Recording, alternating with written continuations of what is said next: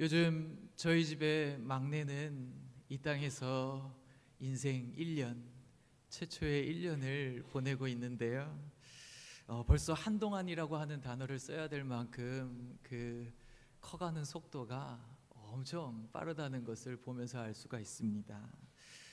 한동안은 이제 아이가 누워있는 그 쿠션이 있는데 거기에 늘 눕혀놓고, 그리고 건전지로 돌아가면서 이렇게 인형들 몇 개 달려 있는 그런 모빌로 이렇게 아이가 그걸 쳐다보면서 이렇게 놀 수 있도록 그렇게 해주고, 그리고 늘 그 모빌 뒤편에서 제가 아이 이름을 부르죠. 근데 그렇게 이름을 부를 때마다 어디서 뭔가 소리가 들리긴 들리는데, 모빌 한번 봤다가 옆을 한번 봤다가 찾기는 찾는데 누가 부르는지는 잘 모르는 거예요. 그 매일 그 일을 반복했죠. 근데 어느 날은 갑자기 제가 또 아이의 이름을 여느 때와 같이 불렀습니다. 미나야, 미나야. 그랬더니 이 돌고 있는 모빌을 보다가 그 뒤편에 있는 저와 눈을 딱 마주치고, 그리고 방긋 웃는 거예요. 아, 시야가 좀 더 넓어졌구나. 이제 나를 알아보고 모빌 뒤편까지 바라보게 됐구나. 너무 기쁘고 사랑스러워서 그냥 바로 이렇게 들어 안아가지고 올렸다 내렸다 하면서 아빠가 태워줄 수 있는 비행기를 태워줬었습니다. 오늘 읽으신 본문은 하나님께서 에녹을 끌어올리시는 이야기가 그 족보 가운데 들어있는데요. 에녹이 얼마나 예뻤으면 그렇게 하셨을까. 창세기는 여러 가지 방법으로 이 구조를 나눌 수 있겠지만 아주 핵심적인 키워드라고 할 수 있는 족보 혹은 계보를 뜻하는 똘레도트, 그 단어를 기준으로 나누게 되면 이 창세기는 앞에 기록되어 있는 창조의 이야기와 그리고 10개의 족보로 기록되어 있는 그 책이 바로 창세기입니다. 오늘 족보는 이 10개의 족보 중에 두 번째 족보에 해당하는 아담의 족보에 들어있는 이야기인데요. 족보 혹은 계보, 이것이 창세기의 서술 방법인 이유가 무엇인가?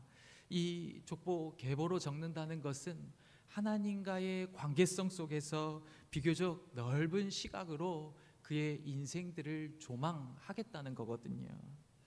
단 몇 줄에는 비록 몇 줄 안 되지만 1000년의 세월이 걸쳐 있다라는 것을 우리가 알 수가 있습니다. 이렇게 전개하는 방식은 이제 창세기의 관심사 때문에 그런데요. 창세기의 관심은 하나님께서 주신 약속의 씨앗이 어느 계보를 통해서 보존되고 전달되고 전승되는지 그거를 살피기 위해서 그 관심을 가지고 있기 때문에 족보는 그것을 아주 간명하면서도 잘 보여줄 수 있는 좋은 그런 일종의 기술 방식이 되는 거죠. 약속의 씨앗이 어디로 계속해서 흘러가고 있는가. 적어도 족보 안에서는 그렇기 때문에 개인의 여러 가지 복잡한 자기 일생의 서사가 있을지라도 거기에 관심을 갖기보다는 이제 한두 줄 굵직하고 선이 아주 분명한 그런 표현들을 통해서 이 족보에서 이 사람들의 인생을 평가하면서 그 하나님께서 주신 씨앗들이 지금 어디로 흘러가고 있는지를 가늠할 수 있도록 돕는 역할을 족보가 하는 것입니다. 오늘 특별히 5장을 읽으셨는데 5장 1절부터 5절까지는 이렇게 시작합니다. 이것은 아담의 계보를 적은 책이다, 혹은 아담의 족보다. 하나님이 사람을 창조하실 때 하나님의 모양대로 남자와 여자를 창조하셨다. 그들에게 복을 주시고 사람이라고 일컬으셨다. 아담은 130세에 자기의 모양 곧 자기의 형상과 같은 아들을 낳아서 셋이라고 이름을 지었다. 이렇게 시작하고 있죠. 지금 본문은 창세기 1장의 창조의 이야기를 다시 되풀이하고 있다는 것을 볼 수가 있습니다. 그 이유는 간단한데요. 이 아담과 하와가 뱀의 유혹으로 죄를 지은 이후에 이제 인간은 출생하는 것을 통해서 하나님의 창조 행위에 동참하게 됐습니다. 출생이라는 것은 이제 죽음이 있다는 거죠. 죄를 지은 이후에 죽음이 들어와서 인간은 자녀를 낳으면서 하나님의 일에 동참하는 그런 모습으로 하나님 사역에 동참하는 방식이 바뀌게 됐다는 것을 보여줍니다. 근데 불과 단 한 세대 만에 하나님께서 주신 약속의 씨앗을 잃어버리고 말게 되는데요. 아담의 두 아들이죠. 가인과 아벨. 이 제사를 드리는 문제 때문에 형 가인이 들에서 아우 아벨을 쳐 죽이는 사건이 발생하죠. 근데 문제가 무엇이냐? 그 약속의 씨앗을 물려받은 아들은 아벨이었다는 데 있습니다. 다시 말하면 약속의 씨, 그 씨가 말라버린 거예요. 가인은 안타깝게도 뱀의 씨였습니다. 그런 점에서 지금 오늘 본문 3절에 세 번째 다시 셋이라고 하는 아들을 낳았다라고 하는 것은 의미가 있는 것이죠. 4장 25절 바로 앞으로 가면 그 아이를 낳았을 때 그 이야기를 통해서 지금 이 가문의 애로사항이 뭐였고 그것이 어떻게 지금 해결이 됐는지를 보여주고 있습니다. 4장 25절에 보면 하나님이 내게 가인이 죽인 아벨 대신에 다른 씨를 주셨다 함이더라. 그렇게 얘기하면서 셋의 계보가 다시 세워지게 됐고, 그리고 창세기 1장의 이야기를 반복하는 이유는 그 창조를 통해서 하나님께서 주셨던 약속의 씨앗이 끊길 줄 알았더니 아담을 통해서 가인으로 넘어가진 않았지만, 그리고 대가 끊긴 줄 알았지만 셋이라고 하는 아들을 다시 주시면서 그 창조의 일이 이어지게 되었다. 그래서 아담의 계보를 다시 적는다. 지금 그렇게 5장은 시작을 하고 있는 것입니다. 이제 셋이라고 하는 세 번째 아들을 통해서 하나님의 형상이 지속될 것이라는 거죠. 오늘 이 각 계보, 특별히 이제 6절부터는 그 세 번째 아들인 셋의 계보를 쭉 기술해 나아가고 있는데요. 각 가문마다 여러분들도 아시겠지만 그 가문이 가진 특징들이 있잖아요. 그렇죠? 바로 앞장 4장에는 가인의 계보가 나오는데 그 가인의 계보에 가지고 있는 특징도 있고, 마찬가지로 오늘 이 의인의 가문이라고 하는 하나님의 약속의 씨앗을 보존하고 있는 신앙의 가문이라고 하는 이 셋의 가문에서도 그 가문이 가지고 있는 가족력 혹은 유전력, 이런 특징들이 있다는 겁니다. 이 집안의 특징이 무엇입니까? 여러분들이 읽어서 아시겠지만 이 집안의 특징은 노산이에요. 노산. 그렇죠? 나이가 꽤 들어서 105세의 아들을 낳고 그리고 70세에 낳기도 하고 노산의 그런 가족력을 가지고 있습니다. 그리고 또 하나는 뭐냐?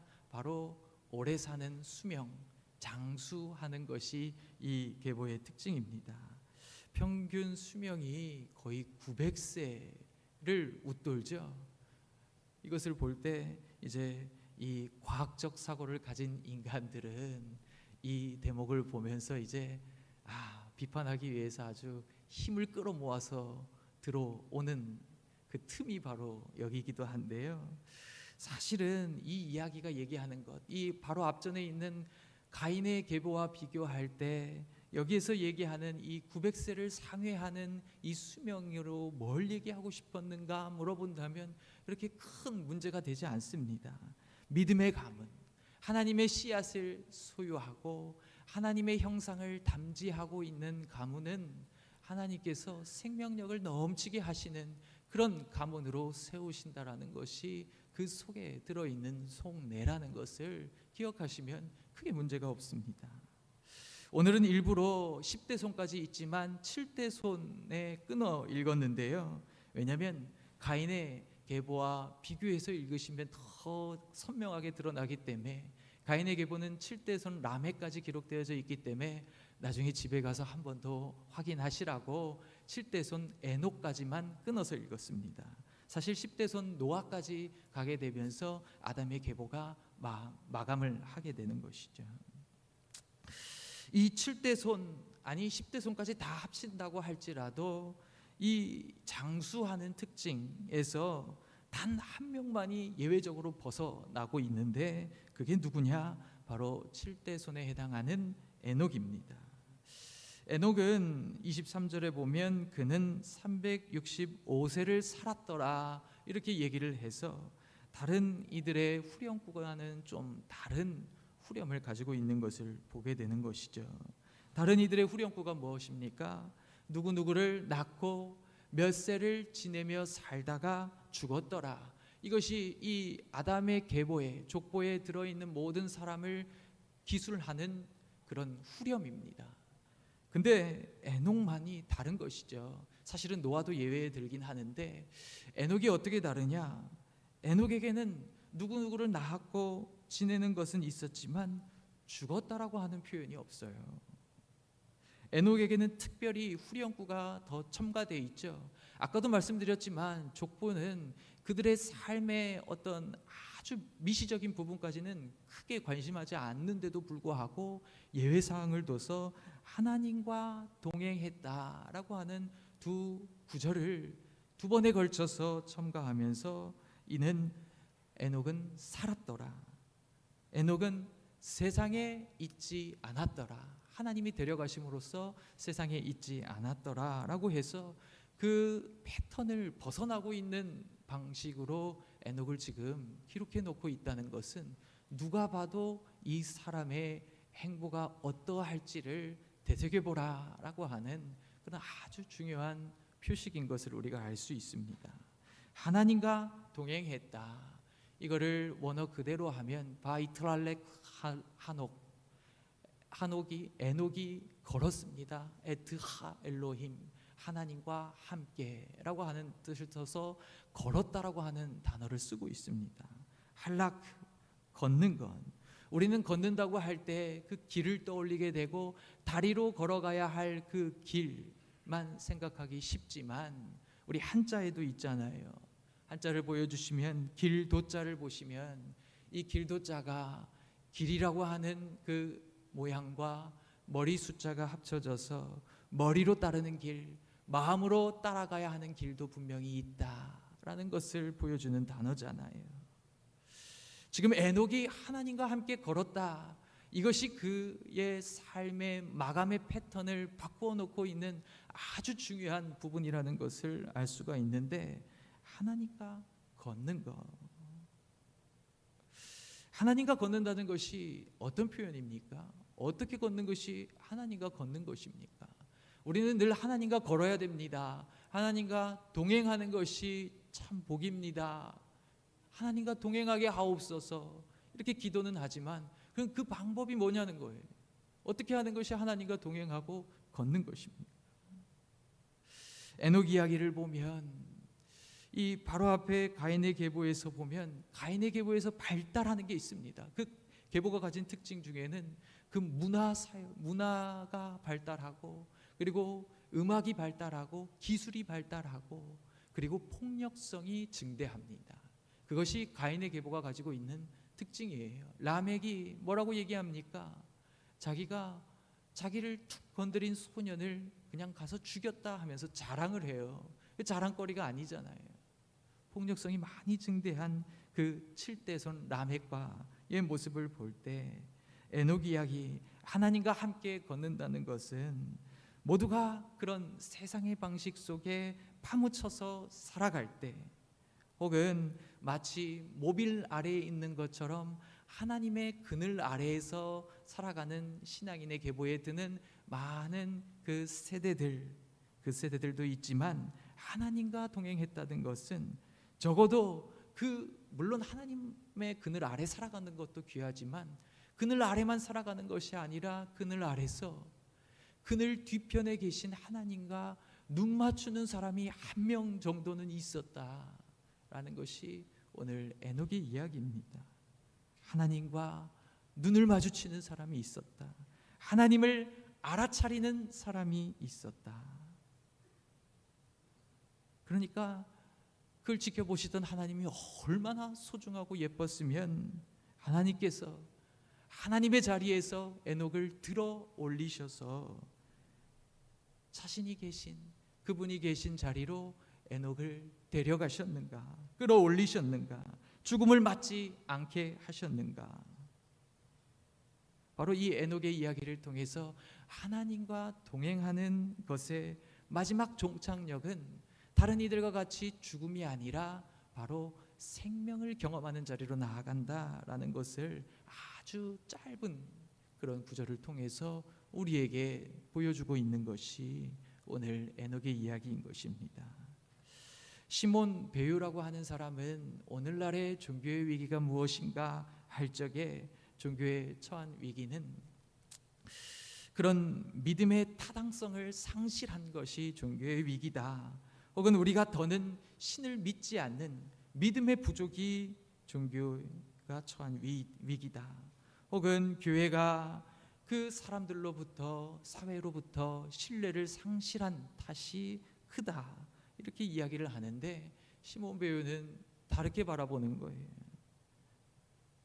시몬 베유가 바라볼 때 오늘날 종교의 위기, 하나님이 부재하다, 신이 부재하다라고 말할 때에 그 이유는 바로 우리의 주의력의 상실이다라고 봤습니다. 신은 죽지 않았다.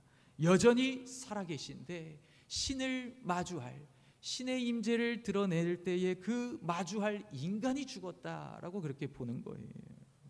우리의 주의력에는 보는 것도 있겠고 듣는 것도 있겠고 그 보기와 듣기를 상실한 인간이 결국에는 여전히 살아계신 하나님을 인식하지 못하고 마주보지 못하고 눈 맞추지 못하고 죽어버린 것입니다.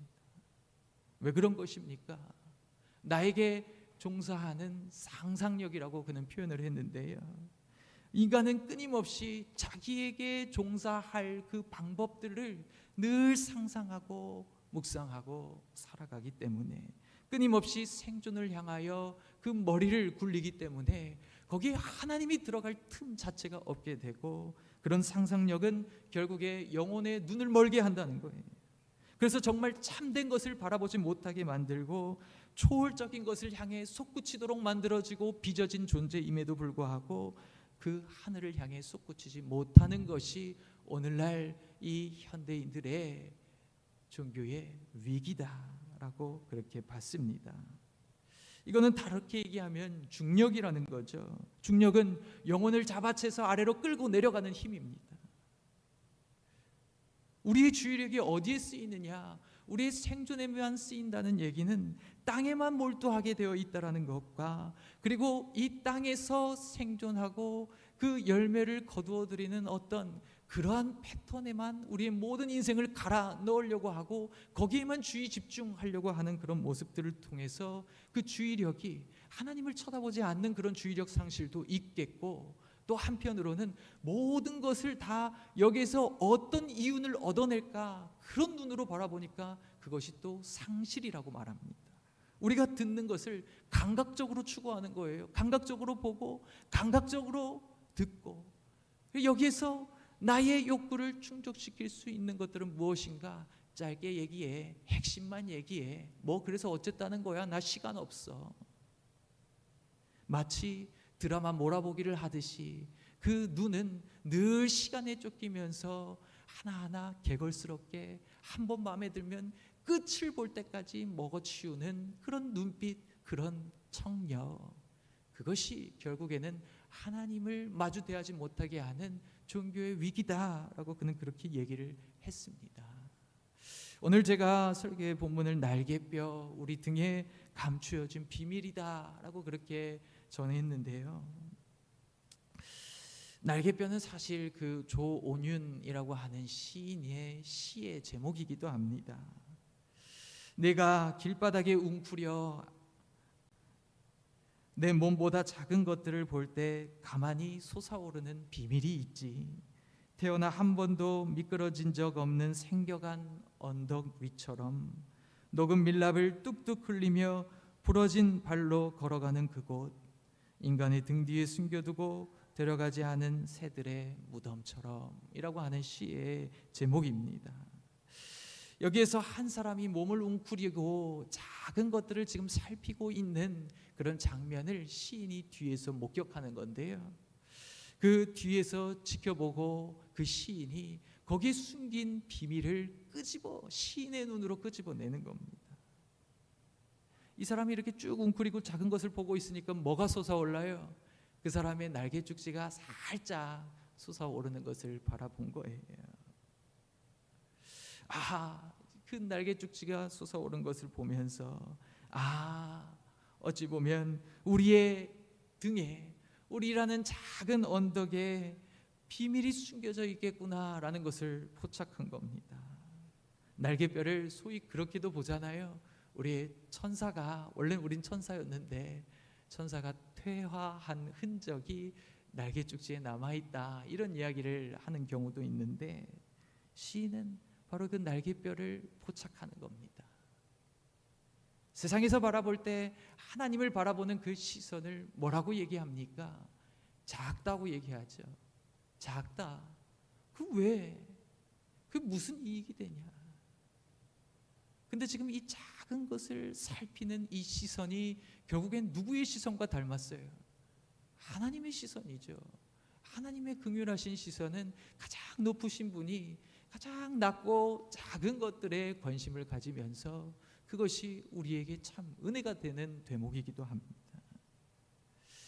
잉여물을 향해서 과도한 욕구로 달려가고, 그래서 시간을 빼앗겨서 우리는 늘 큰 것에만 관심 두고 크고 아주 화려한 것에만 관심을 두는데, 그러다 보니까 결국에는 우리는 원래 비상하고 날아가라고 만들어진 존재였을지도 모르는 그 우리가 퇴화해서 이제는 날개뼈 정도만 남아있는 존재가 아닌지, 그것을 오늘 본문이 우리를 돌아보게 하는 것이죠. 하나님과 동행한다. 하나님과 동행한다라는 것은 늘 하나님과 함께 걸을 때 뭐 하겠어요? 하나님과 함께 그 숲길을 걸어가면서 이야기를 나눈다고 한번 생각해 보십시오. 내 걸음걸음, 내 작은 일들까지도 하나님께 묻고, 이걸 어떻게 생각하세요? 전 이렇게 생각하는데 하는 그 오고 가는 인격적인 교제 속에 하나님과 동행한다라고 하는 표현을 쓰는 겁니다. 거기는 늘 기도하는 방법이 있겠고, 늘 말씀을 사유하면서 그 말씀이 나의 구체적인 삶 속에 어떻게 반영될 것인가 고민하는 흔적이 담겨 있겠고, 그리고 때때로 위기상 어려움에 처해 있을 때도 사람의 방법이 가장 먼저 떠오른다고 할지라도 그때 멈춰서 하나님 어떻게 생각하시는지 묻는 것, 이런 것들이 다 하나님과 함께 걷는다라고 하는 표현 속에 들어있는 그런 이야기들입니다. 여러분은 어떻게 사십니까? 우리는 그 초월을 마주하기 위해서 날아야 할 존재인데, 어느 순간 날기보다는 늘 그 중력의 낚아채임을 받아서 땅에만 몰두하면서 하나님을 잃어버리고, 물론 신앙의 그늘 아래에 있는 것은 귀한 일이긴 하지만 그럼에도 불구하고 그렇게 살아가는 아주 땅에만 매여 있는 존재가 되어 있는 것은 아닌지. 근데 오늘 에녹의 이야기는 뭐라고 얘기하시는 거예요? 우리는 땅에 붙어 있는 존재가 아니라, 여러분들 어떻게 빚어진 존재라고요? 날도록 하나님의 품으로 날아오르도록 빚어지고 만들어진 존재라는 것을 꼭 기억하시길 바랍니다. 그래서 빌립보서 3장 20절에는 같은 얘기를 어떻게 바꿀 수 있겠어요? 우리가 잘 아는 대로 우리는 하늘의 시민권을 가졌다라고 그렇게 표현하잖아요.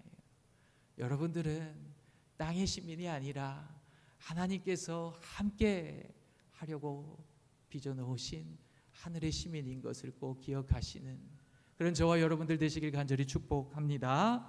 기도하겠습니다. 은혜가 많으신 아버지 하나님, 감사합니다. 오늘 말씀을 통해서 우리의 잃어버린 정체성을 다시 되새겨보게 하시니 감사합니다. 우리가 걸어가고 살고 있는 이 길 위에서 우리가 바라보고 걷는 것이 어디에 초점이 있는지 돌아보는 시간 될 수 있도록 하시며, 늘 나와 더불어 먹고 마시며 교제하시기를 원하시는 그 하나님의 귀한 마음이 우리에게 와 닿아 이제는 이 땅을 넘어 하나님과 눈을 마주치는 귀한 성도들의 삶이 될 수 있도록 주님 함께하여 주옵소서. 감사드리고 거룩하신 예수 그리스도의 이름으로 간절히 기도합니다. 아멘.